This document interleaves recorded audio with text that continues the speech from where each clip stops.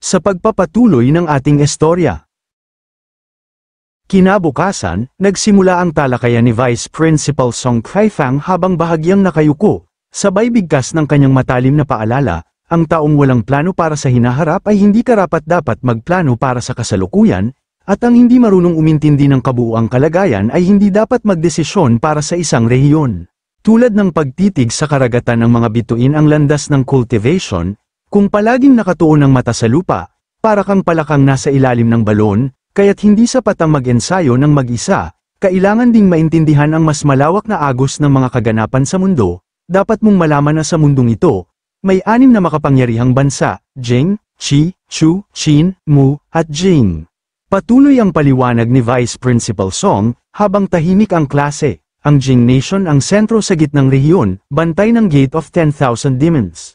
Sa silangan, ang Qi Nation ay nakapwesto malapit sa dagat, tagapigil sa Kang Ocean Sea Clan, ang Chu Nation ang tagapagtanggol sa timog, laban sa Fallen Immortal Forest, sa kanluran, matatag ang Qi Nation sa southwest, kalaban ang Asura Clan, sa ilalim ng Yuyuan, habang ang Mu at Jing, parehong nasa hilaga, pinangangalagaan ang hangganan laban sa pagsalakay ng Demon Clan.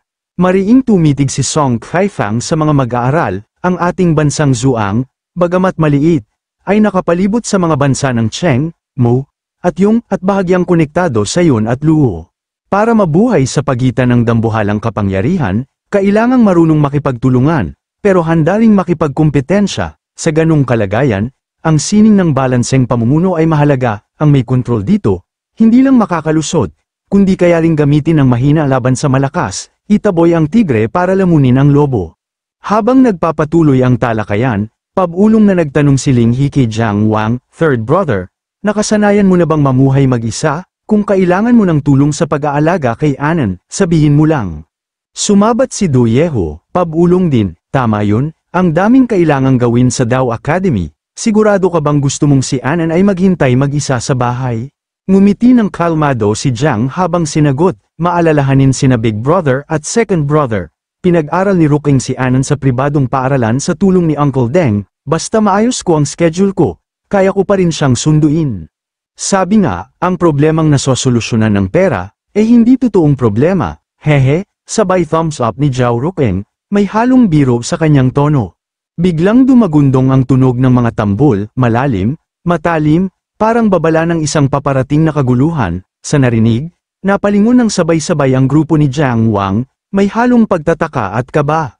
Anong nangyayari? Tanong ni Du Yehu, nakataas ang kilay habang nagliliyab ang mata sa pagkabigla. Sinundan ito ng isang malakas na tinig, emergency deployment, lahat ng inner court disciples, magtipon agad sa academy, kasabay nito, 4 na figure ang biglang pumasok sa silid-aralan, puno ng autoridad ang kanilang presensya.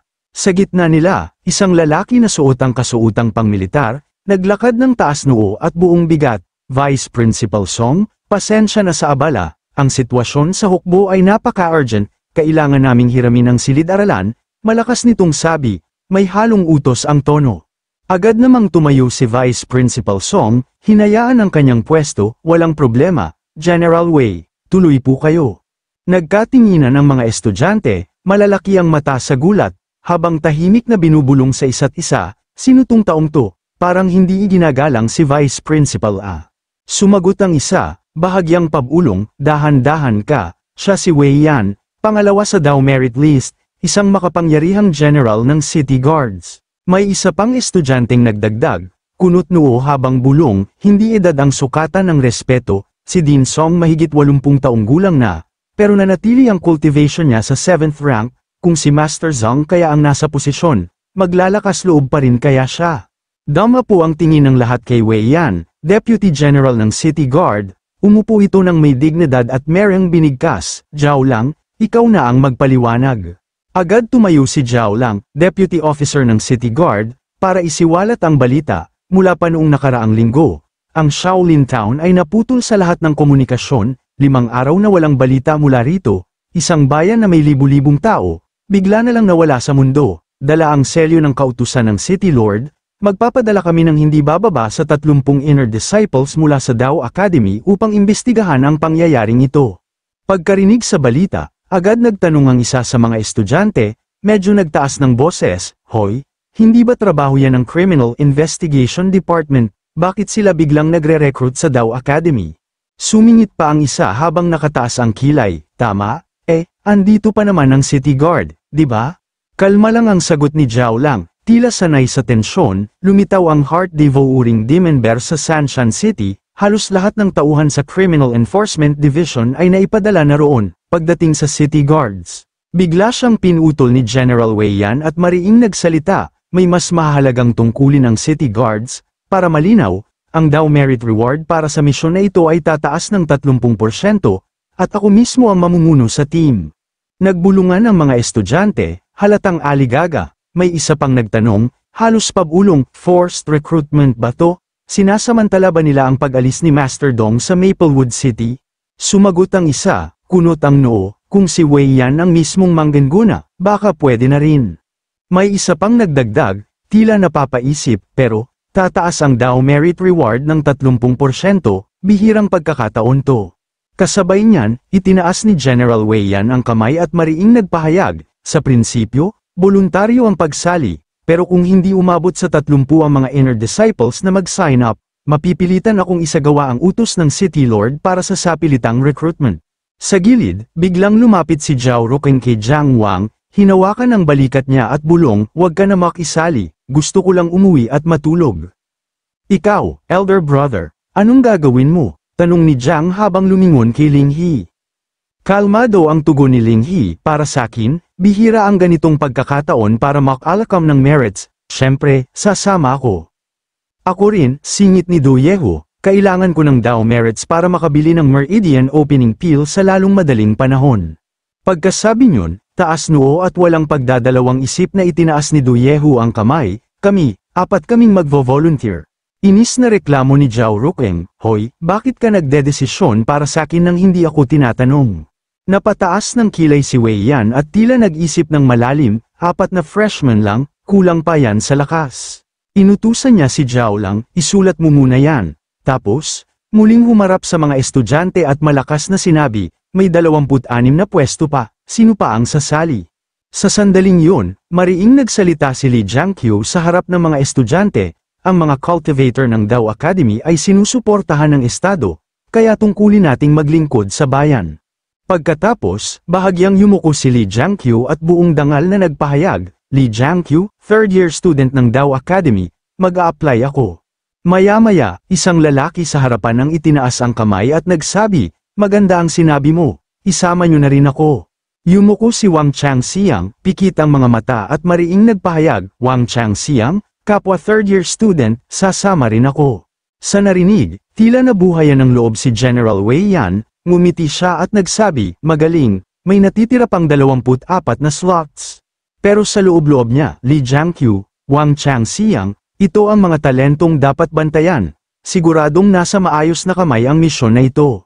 Dahil sa kanilang pagsali, tila nadala ang karamihan ng mga estudyante, bulalas ng isa, "Wow, sina Senior Brother Lee at Wang sumali, sasali na rin ako." Dagdag ng isa pa, "Bihirang pagkakataon na makalapit sa mga bigatin, hindi ko to palalampasin, sign up agad." "Dalawa kaming magvo-volunteer," mariing wika pa ng isa. Nagpatuloy ang pila sa pag-sign up hanggang sa mapuno ang natitirang slots. Makalipas ang ilang sandali, naglakad ng may autoridad si General Wei Yan sa harap ng karamihan at buong siglang sinabi, "Nakakatuwa, mga estudyante ng Dow Academy, hindi pa rin kayo nawawala ng tapang sa kabila ng pag-aaral." Pagkatapos, buong determinasyong sumigaw, "Handa na tayo, alis na." Lumipat ang eksena sa isang malawak na kapatagan, pinahinto ni Wei Yan ang kanyang kabayo at mariing nagtanong sa kanyang mga tauhan mula sa di kalayuan, "Ano na ang sitwasyon ngayon?" Yumuko ang 2 tauhan bilang paggalang, isa sa kanila ang nagsalita, reporting to General Wei, "Lubos ng tinakpan ng makapal na fog ang Shaolin Town, ilang kasama natin ang pumunta roon, pero di na nakabalik, sobra ang iri na pakiramdam, kaya kaming ordinaryong constables ay di na makalapit." Itinuro nila ang isang direksyon, kung saan ang langit ay tila napuno ng kulog, kidlat, at maitim na ulap, parang binabalot ng masamang panahon ang buong lugar. Ngunit imbes na matakot, matalim ang tingin ni Wei Yan habang mariing sinabi, "Dahil lang ba natatakot kayong lumapit? Ibig bang sabihin ay pwede kayong kumilos ng walang disiplina? at basta-bastang pumuputol ng moon cypress trees sa Shaolin Town. Yumuko ang tauhan, nanginginig ang tinig habang nagpaliwanag, ito po ay para sana sa pamilya ng mga kasama naming nasawi sa tungkulin. Sumingit ang isa pang tauhan na malapit sa kabayong may dalang kariton, ako po'y nagpapakumbaba. Alam kong mali ang ginawa ko, parusahan niyo po ako, General. Habang nakasakay sa kanyang kabayo, mariing nag-utos si General Wei Yan habang naglalakad na ang grupo, ang lahat ng pinutol na moon cypress trees ay ipapadala sa kampo ng City Guard para kumpiskahin, dagdag pa rito, babawasan ng 1 taon ang sahod ng lahat ng sangkot, at ang head constable na may pananagutan ay tatanggalin sa tungkulin at isa sa ilalim sa investigasyon. Ang iba, sumunod na kayo at magpatuloy sa paglalakbay. Napailing ng bahagya si Jiang Wang, sabay bulong sa tono ng pag-aalinlangan, ang talas ng obserbasyon ni Wei Yan, pero parang sobra naman siya kung umakto, parang kulang sa puso. Mariing tugon ni Ling He, kalmado ang ekspresyon, iba kasi ang sistema ng militar sa Dao Academy, sa hukbo, ang utos ay hindi pwedeng questionan, absolute yan. Sumingit si Du Yehu, medyo pabor sa desisyon, para sa akin, tama ang ginawa niya. Makalipas ang ilang sandali, mabilis na tumawid sa kagubatan ang grupo na pinangungunahan ni Wei Yan, masinsinan ang kanilang galaw. Tila walang oras ang nasasayang, hanggang sa bigla silang huminto, naroon na sila sa harapan ng pangunahing entrada ng Shaolin Town. Sa biglaang sandali, pumalag ng malakas ang kabayong sinasakyan ni Wei Yan, parang may nararamdaman nitong kakaiba, isang bagay na kinatatakutan nito. Nang makita yon, napakunot noo si Jiang Wang habang nakasakay pa rin sa kanyang kabayo at mariing sinabi, anong nangyayari? Ayaw gumalaw ng mga kabayo. Mula sa kanilang harapan, nakatuon ang titig ng buong hukbo ni General Wei Yan sa mahiwagang hamog na bumalat sa lungsod, isang tanawin na tila ba may panganib na nagtatago. Sa gitna ng tensyon, mariing sinabi ni Wang Changxiang, likas na takot ng mga hayop yan. Malamang naramdaman nila ang banta sa loob ng hamog kaya sila'y natakot ng husto. Hindi nag-atubiling kumilos si General Wei Yan, hinugot niya ang kanyang espada at walang pag-aatubiling pinutol ang ulo ng kabayo, tapos ay taas noo niyang sinabi, duwag bago pa magsimula ang labanan. Sa gilid, si Du Yehu ay humalakhak ng malakas, masigla siyang sumigaw, magaling, tama yan, sabay suntok ng 2 kamao sa ulo ng kanyang kabayo. Sa kanyang tapang, sinabi niya ng mariin, kung natatakot kang mamatay, huwag kang sumali sa hukbo, nag-aalab ang dugo ko ngayon, Mr. Wei, paano tayo susugod?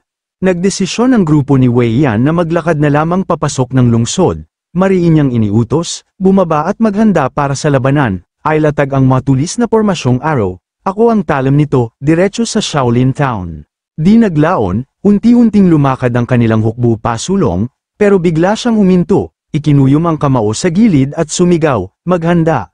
Agad hinugot ng kanyang mga tauhan ang kanilang espada, handa na sila sa anumang panganib. Si Zhao Lang, hindi nagpahuli.